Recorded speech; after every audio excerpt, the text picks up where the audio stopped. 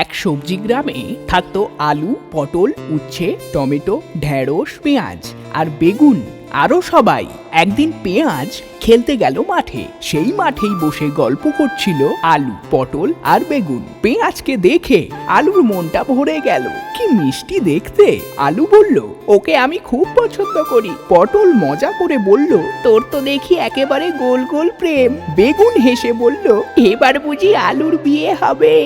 আলু বাড়ি ফিরে এসে মাকে বলল, আমি পেঁয়াজকে বিয়ে করতে চাই। মা অবাক হয়ে গেলেন, বললেন, পেঁয়াজ মানে তো কান্না, কিন্তু তুই তো হাসি খুশি।